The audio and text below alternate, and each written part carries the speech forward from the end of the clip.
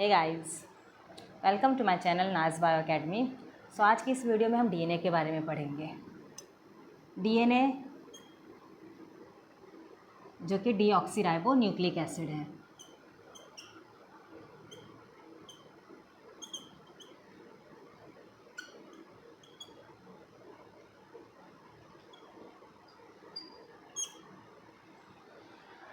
अगर हम देखें डीएनए प्रेजेंट कहाँ होता है, हमारे हर एक सेल के अंदर प्रेजेंट होगा न्यूक्लियस।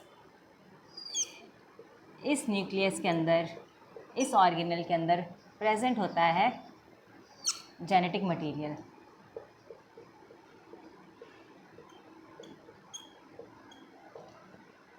किसी भी ऑर्गन का बेसिक यूनिट या फंक्शनल यूनिट है सेल। यही सेल जब आपस में जुड़ जाए तो वो बनाते हैं टिश्यू। यही टिश्यू जब आपस में जुड़ जाए तो बन जाएगा ऑर्गन, और ऑर्गन से बनता है ऑर्गन सिस्टम। तो हर ऑर्गन के अंदर प्रेजेंट है, या हर ऑर्गन जो है वो टिश्यू से बना हुआ है और टिश्यू जो है सेल से बना हुआ है। और हर सेल के अंदर प्रेजेंट होता है न्यूक्लियस। इस न्यूक्लियस के अंदर प्रेजेंट है जेनेटिक मटेरियल। इस जेनेटिक मटेरियल को हम अलग अलग नाम से सुनते हैं। कभी आप क्रोमोसोम सुनोगे, कभी आप जीन सुनोगे, कभी क्रोमैटिन सुनोगे। तो ये सब चीज़ें हैं क्या, वो आज हम इस टॉपिक में कवर करेंगे। ये जो जेनेटिक मटेरियल है या ये जो क्रोमोसोम अगर हम यहाँ पे कहें तो हमारे हर एक सेल के अंदर टोटल 46 क्रोमोसोम होते हैं।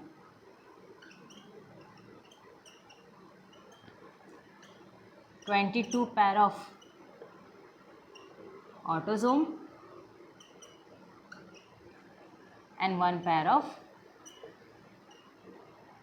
sex chromosome।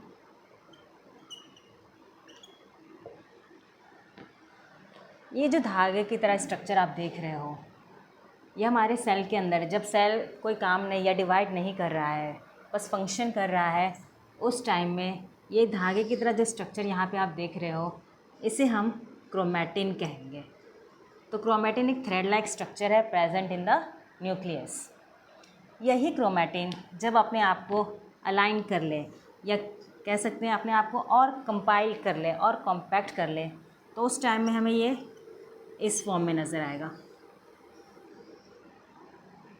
ये शेप मेनली हमें जब सेल डिवाइड होता है उस टाइम देखने मिलता है। सारे क्रोमोसोम अपने आप को एक लाइन में अलाइन कर लेते हैं ताकि डिवीज़न जो है क्रोमोसोम का वो आसानी से हो सके। तो इस शेप को हम क्रोमोसोम कहेंगे।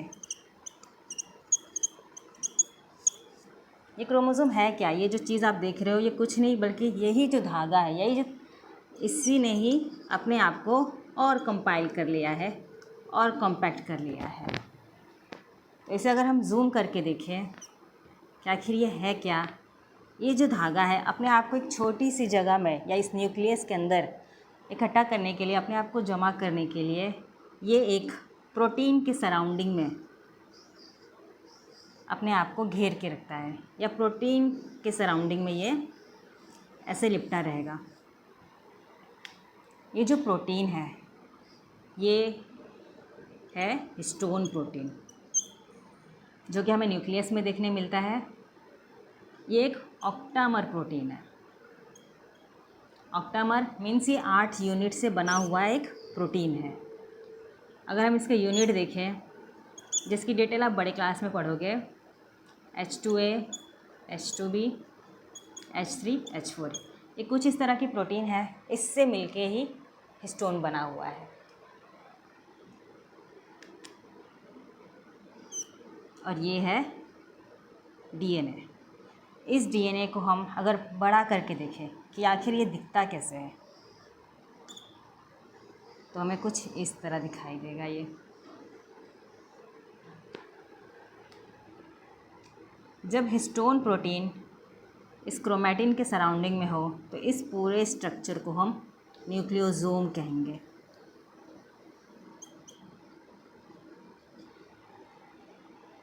और ये है डीएनए।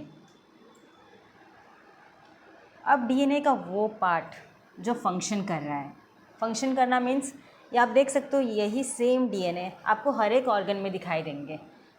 हर एक ऑर्गन के अंदर आपको यही जेनेटिक मटेरियल मिलने वाला है।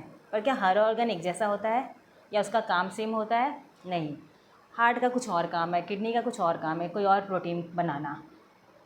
तो यहाँ पे आप डीएनए का वो पार्ट जो फंक्शन करें, ज़रूरी नहीं कि पूरा धागा ही, पूरा ये जो थ्रेड लाइक स्ट्रक्चर है सब कुछ ना कुछ प्रोटीन बना रहे हैं, ऐसा नहीं है। डीएनए का वो पार्ट जो फंक्शन कर रहा है या कोई प्रोटीन बना रहा है, उस पार्ट को हम जीन कहेंगे, या कह सकते हैं जीन क्या है? ये एक फंक्शनल यूनिट है ऑफ डीएनए का। जीन क्या है? Gene is the functional unit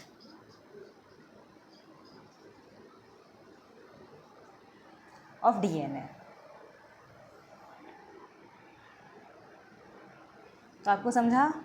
यहाँ पे ये क्रोमैटिन, क्रोमोज़ोम, डीएनए, जीन, ये सब चीज़ें क्या है? ये सब है एक ही चीज़, पर इनके अपने अपने अलग अलग नाम है कि वो किस फॉर्म में प्रेजेंट है। Thanks for watching. Next video में हम डीएनए के स्ट्रक्चर को इन डिटेल पढ़ेंगे। If you like this video, please subscribe my channel and share with your friends.